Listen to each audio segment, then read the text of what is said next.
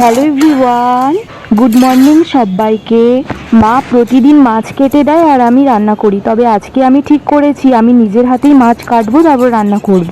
আর এই ল্যাঠা মাছ তো আমি ধরতেই পারছি না, এত স্লিপ কাটছে। তো যাই হোক, মাছটা তাড়াতাড়ি করে কেটে বাকিটা সেরে ফেলি, মানে রেঁধে ফেলি।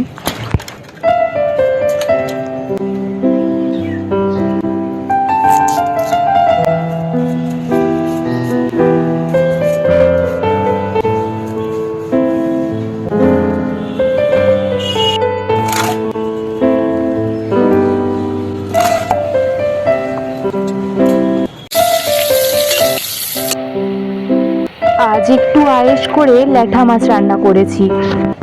এই ল্যাঠা মাছ ছাড়াতে এত সমস্যা, খুব স্লিপ কাটছিল। যাই হোক,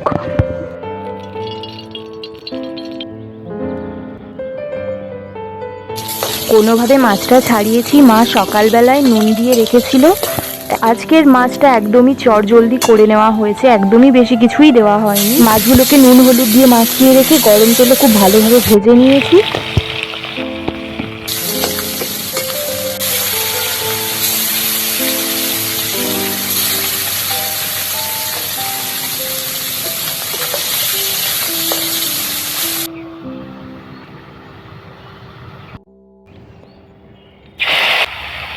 তেল গরম হয়ে গেলে আদা জিরে বাটা আর একটা মশলা রেডি করে রেখেছিলাম, নুন, হলুদ গুঁড়ো, লঙ্কা গুঁড়ো, জিরে গুঁড়ো আর সামান্য পরিমাণ ধনে গুঁড়ো, আর সামান্য জল দিয়ে মশলাটা রেডি করে রেখে দিয়েছিলাম।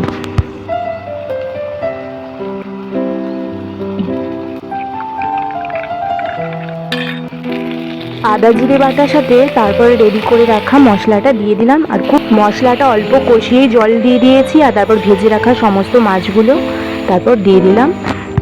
পরিমাণ মতো জল দিয়ে দিলাম ঝোলের জন্য, আর একটু ধনেপাতা কুচি ছড়িয়ে দিলাম।